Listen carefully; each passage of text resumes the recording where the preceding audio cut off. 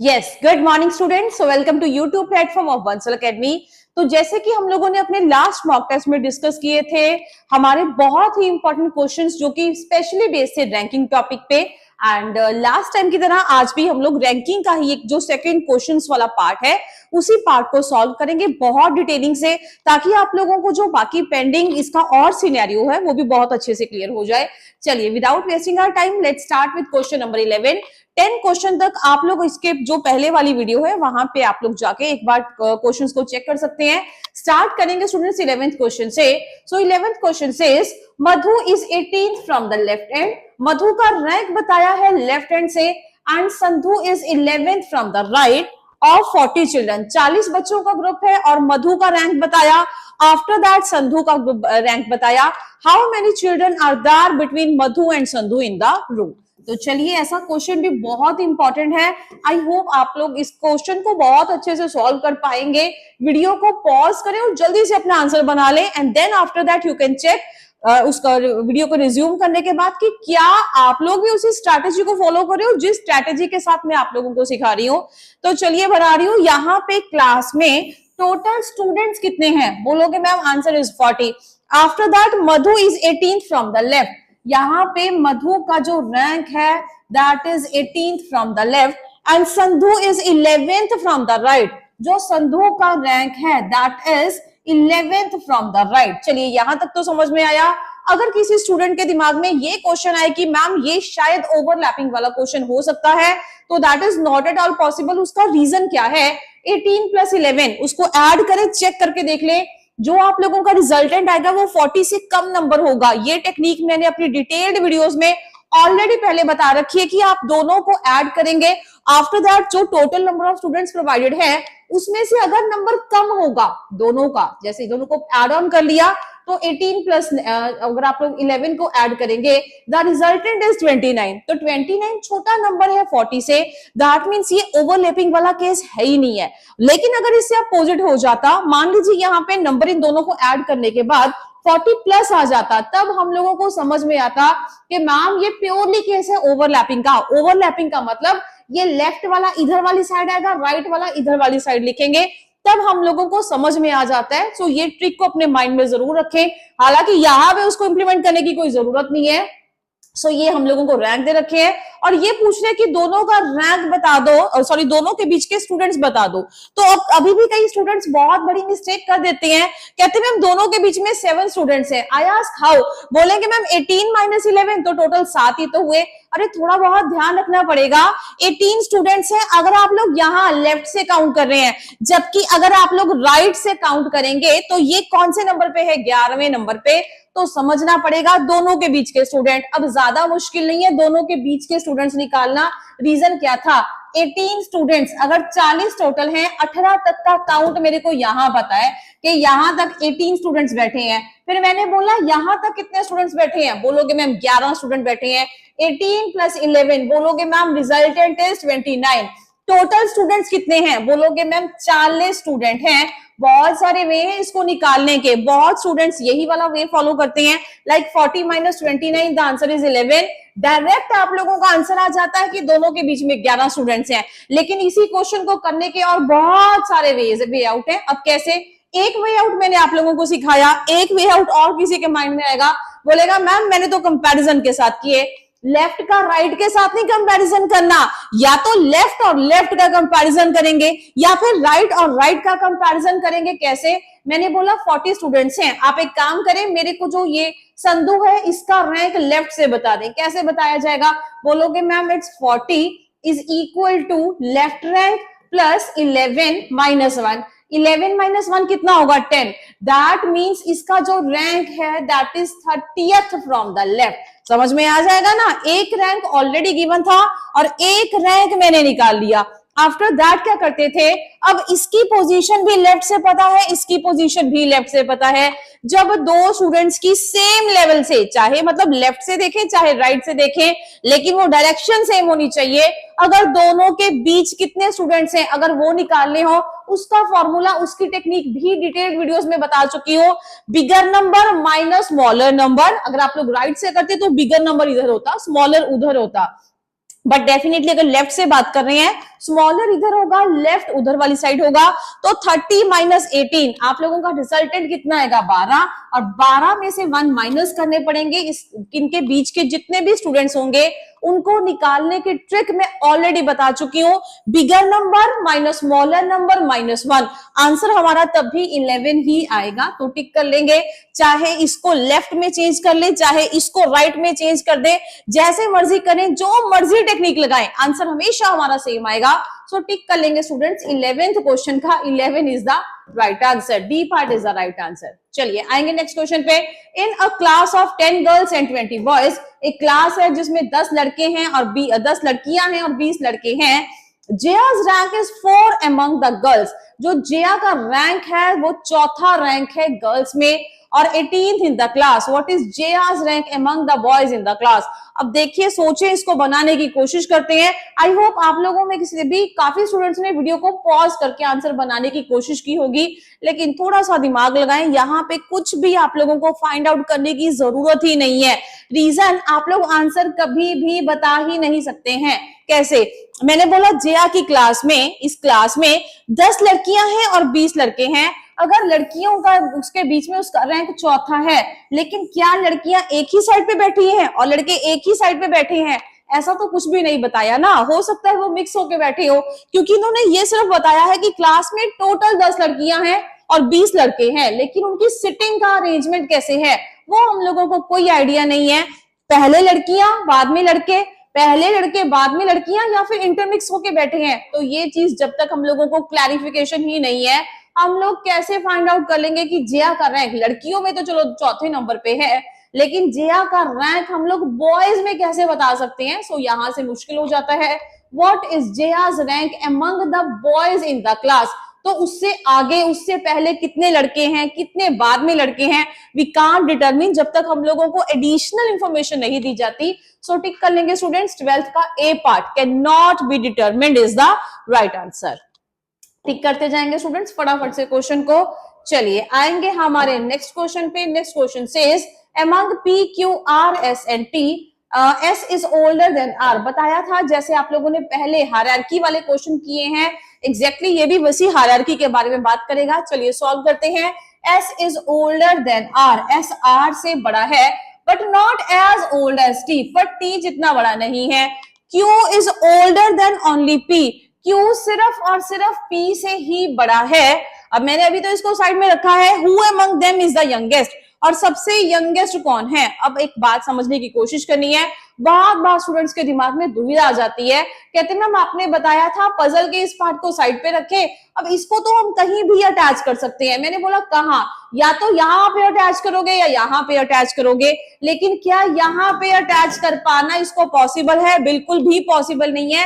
Reason, यहाँ पे एक वर्ड यूज कर दिया ओनली, अगर ये ओनली ना यूज करता ना तब मेरे लिए कंफ्यूजन थी, लेकिन उसका जो ओनली है वो मेरे लिए बिल्कुल सही इंफॉर्मेशन लेके आएगा कि जो Q है वो सिर्फ और सिर्फ P से ही बड़ा है। इसका मतलब अगर मैं Q P को यहाँ पे प्लेस करूंगी तो Q जो है वो खाली P से नहीं, T, S और R सभी से बड़ा हो जाएगा, इनफैक्ट सबसे बड़ा हो जाएगा। That is the reason what I say कि आप लोग Q और P को यहाँ पे प्लेस कर देंगे। अब हमारी स्ट्रैटेजी बिल्कुल सही है।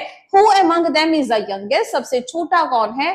टिक कर लेंगे students, answer A, answer P, answer A part है, P is the right answer। I hope आप लोगों के भी आंसर बिल्कुल सही इसी तरीके से सारे के सारे आंसर बन जाएं।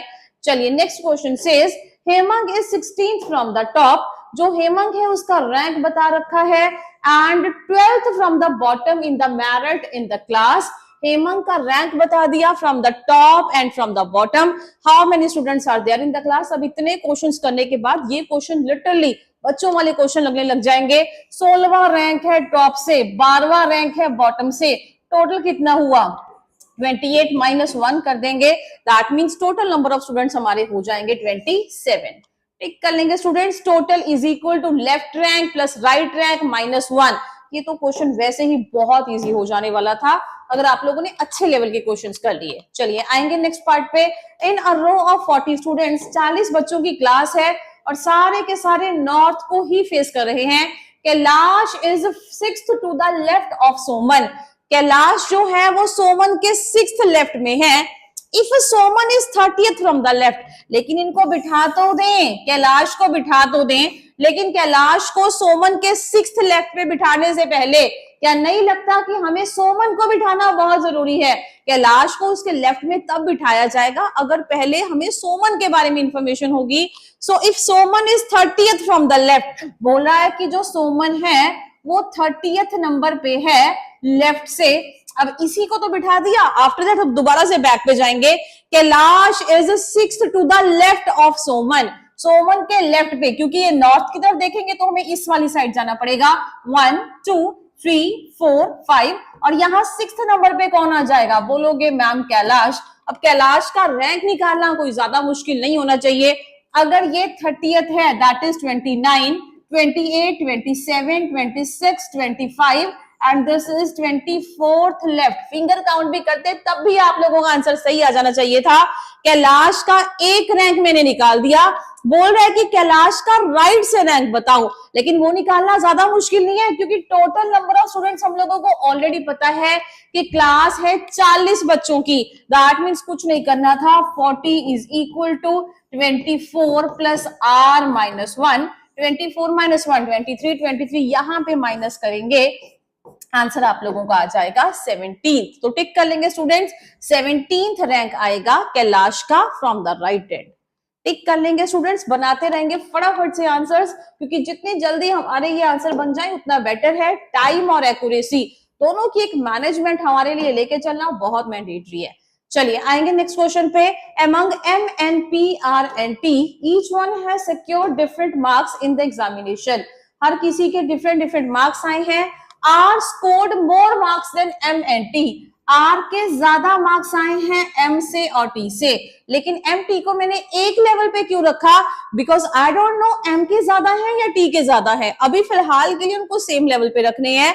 After that N secured less marks than P. जो N है उसके कम मार्क्स आए हैं किससे? बोलोगे मैम P से। Who among them scored third highest marks? अब तीनों में से हाईएस्ट मार्क्स किसके? अब इनमें से थर्ड हाईएस्ट मार्क्स किस पे हैं? तो आप लोगों को देखना पड़ेगा। एक काम करते हैं, M का जो स्कोर है, सॉरी R का जो स्कोर है वो M और T दोनों से ही ज्यादा है, लेकिन M और T दोनों का कैसे बता सकते हैं ये हम लोगों को समझ में नहीं आएगा, क्योंकि M और T में से टॉप पे कौन रखे, बॉटम पे कौन रखे, we can't determine that.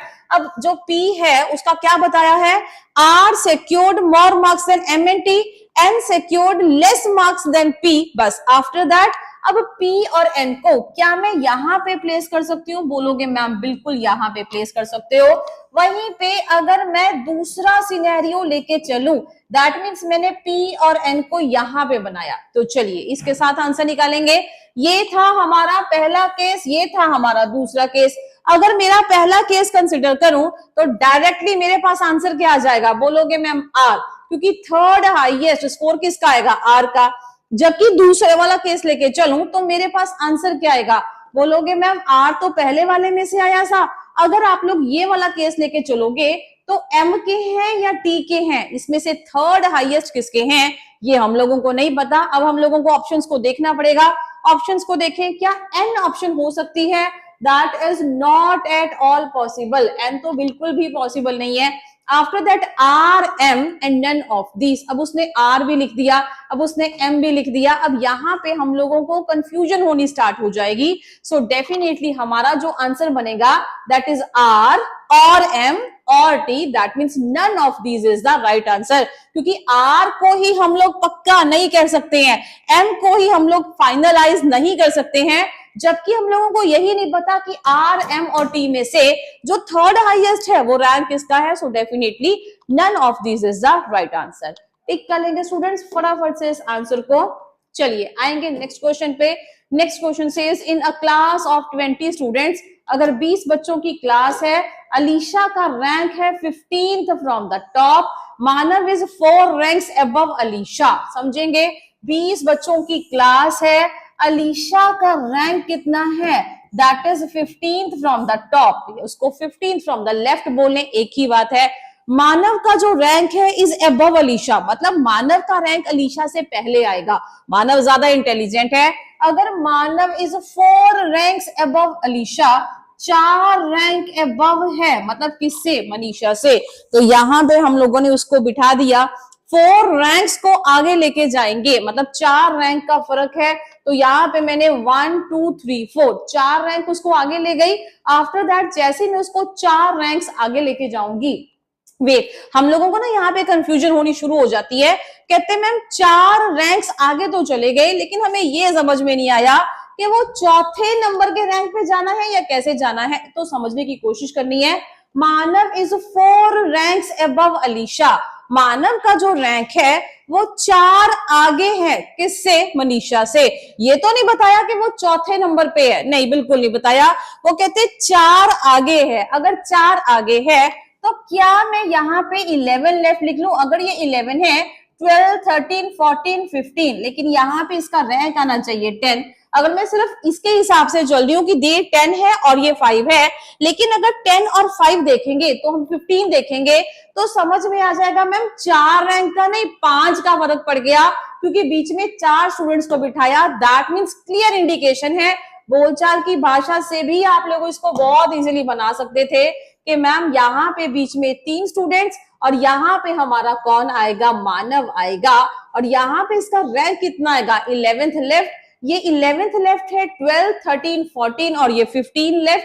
That means जो मानव है वो 4 रैंक ऊपर है अलीशा से। If Manav, what is Manav rank from bottom, तो मानव का रैंक बॉटम से बताना था, इजी था। क्लास में स्टूडेंट्स हैं 20, हमारे पास लेफ्ट रैंक कितना है 11 प्लस राइट रैंक -1, 11 - 1 10, और यहां से माइनस करेंगे हमारा आंसर आ जाएगा 10th। टिक कर लेंगे स्टूडेंट्स, 17th का A part is the right answer. चलिए चलेंगे स्टूडेंट्स आगे। Next question says among A, B, C and D, among A, B, C, D and E, which are having the different weight, सभी का wait अलग अलग है। D is heavier than A, जो D है वो heavier है than A and E। बनाएंगे, D को heavy बनाना है A से और E से। फिर से मैंने A और E को सेम प्लेटफॉर्म पे रखा, सेम लेवल पे रखा। रीजन हम लोगों को जब यही नहीं पता कि ए और ई में हमारा कितना डिफरेंस है, so how we are able to जज that. And B is lighter than C, बोलता है जो बी है वो सी से क्या है, lighter.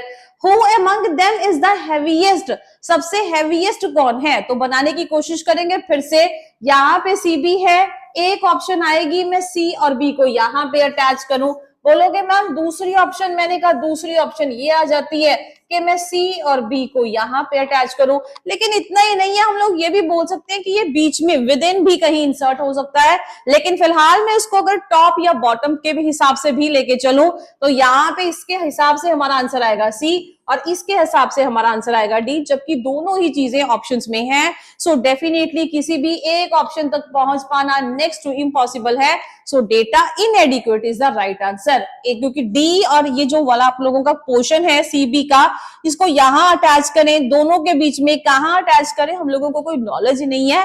That is the reason why data inadequate is the right answer. चलिए स्टूडेंट्स चलेंगे आगे। Next question says among the students having a different weight, फिर से अगर सभी का डिफरेंट वेट है, F is heavier than only J, जब ये only वर्ड यूज करेगा सिर्फ और सिर्फ तभी हम लोग अपने राइट आंसर तक जा पाएंगे। मैंने बोला जो F है वो heavier है सिर्फ और सिर्फ J से, दैट मीन्स बाकियों को टॉप पे ही प्लेस करना पड़ेगा। B is heavier than F and W, जो B है वो heavier है किससे, F से और W से भी। अब W यहाँ पे भी हो सकता है, कहीं पे भी हो सकता है, but not as heavy as K, पर के जितना हैवी नहीं है। Who is the third heaviest among them, लेकिन इसको बहुत ध्यान से ड्रॉ करना पड़ेगा। मैंने बोला सबसे पहले दोबारा से रीड करेंगे, F is heavier than only J, F सिर्फ और सिर्फ जे से ही हैवियर है, तो मतलब इस लॉट को आप लोग बिल्कुल भी ब्रेक नहीं कर सकते हैं। B is heavier than, B बड़ा है किससे, देन F एंड W, वो F और W से बड़ा है। लेकिन क्या अगर मैंने B को यहां पे ड्रॉ किया दो ऑप्शंस पॉसिबिलिटीज हैं। अब सेम लेवल पे तो नहीं रखूंगी, बोलूंगी या तो एफ के ऊपर या एफ के नीचे, लेकिन एफ के नीचे वाला तो पॉसिबल ही नहीं है। अभी उसने बताया ना, कहता एफ जो है वो सिर्फ और सिर्फ जे से हैवी है, दैट मींस एफ और जे के बीच में डब्ल्यू को प्लेस नहीं किया जा सकता। That is the reason why आप लोग डब्ल्यू को यहीं पे रखेंगे। सीरीज हमारी कंप्लीट है। Who is the third heaviest? Definitely W is the right answer. टिक कर लेंगे स्टूडेंट्स। अगर आप लोगों को ओनली वाला पोर्शन बताएगा सिर्फ और सिर्फ तभी हम लोग अपने सही आंसर तक पहुंच पाते हैं। In the row of 35 children, 35 बच्चों की क्लास में M is 15th from the right. जो M है उसका रैंक दे रखा है 15th from the right and there are 10 children between M and R। मैंने बोला एक रो है जिसमें 35 बच्चे हैं, जो M है उसका रैंक कितना है? M का रैंक है students 15th from the right. अगर मैं 15th राइट की बात करूं और ये पूछूं क्लास में बच्चे थे 35, तो मेरे को जरा ये बताए कि इसका लेफ्ट से रैंक कितना होगा। बोलोगे मैम ज्यादा मुश्किल नहीं है, 35 में से आप लोग 15 को माइनस कर देंगे, the answer is 20। That means इसका 20वां रैंक आएगा। कहां से? अगर हम लोग बात करेंगे, दैट मीन्स हम लोग अगर बात कर रहे हैं यहां से लेफ्ट से, तो इसका ये 20वां रैंक आ गया। कैसे पता चला? मैंने बोला टोटल स्टूडेंट्स कितने हैं, 35 है ना, तो यहीं से पता चल जाएगा।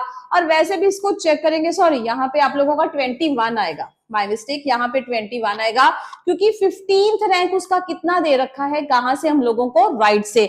अगर राइट से इतना रैंक है, 35 बच्चे हैं, तो वैसे ही फॉर्मूला अप्लाई करेंगे, 35 is equal to left plus 15 minus 1। ऐसे हम लोग ने इंप्लीमेंट किया। 15 माइनस 1 कितना आ जाएगा? 14। और जैसे ही यहाँ पे 14 को माइनस किया, हमारे पास आंसर आ जाएगा 21। तो दैट मीन्स 21 बच्चे हैं उधर वाली साइड, अगर हम लोगों को क्लैरिफिकेशन से पता चल जाए। चलिए, अब इतना पता चला तो आगे बनाएंगे। मैंने बोला इतना करने के बाद दे आर सेइंग कि there are 10 children between M and R। अब बोला कि 10 बच्चे हैं M और R के बीच में। What is R's position from the left hand side? अब R की ही पोजीशन पूछी गई है। अब बच्चे फिर से करने लग जाते हैं क्वेश्चन को, लेकिन थोड़ा सा लॉजिक लगाने की कोशिश करेंगे। अगर स्टूडेंट्स यहाँ पे इसका रैंक 15th राइट है M का, तो मतलब 15 के बाद यहाँ पे M के इस वाली साइड, राइट वाली साइड कितनी स्पेस है? 14 की स्पेस है, तभी तो 14 है, तभी तो ये 15 पे आएगा। दैट मीन्स क्या मैं R को यहाँ पे बिठा सकती हूँ? बोलोगे मैम पॉसिबिलिटी है। मैंने बोला क्या मैं R को इधर बिठा सकती हूँ, क्योंकि यहां से इसका रैंक कितना है, that is 21 from the left. That means आप लोग इसको यहाँ पे भी बिठा सकते हैं। That is the reason why उसको यहाँ पे बिठाना है या यहाँ पे बिठाना है। जब पूरे तरीके से नॉलेज ही नहीं है, तो डेफिनेटली हमारा आंसर आएगा स्टूडेंट्स डेटा इनएडिक्वेट। टिक कर लेंगे students, data inadequate is the right answer. चलिए आएंगे हमारे नेक्स्ट क्वेश्चन पे। Among P, Q, T, A and B each having the different height। अब सबकी हाइट की बात कर रहा है। T is taller than P and B। बोल रहा है कि जो T है वो टॉलर है P से और B से। अभी सेम लेवल पे रख रही हूँ, but shorter than A and Q। पर ये छोटा है A और Q से। चलिए A और Q से इसको छोटा बना दिया। A Q में कौन ऊपर कौन नीचे ये नहीं पता। P is not the shortest, P सबसे छोटा नहीं है। दैट मीन्स B को हम लोग फटाफट से यहाँ पे लिख देंगे। Who among them is the tallest? सबसे टॉलेस्ट कौन है?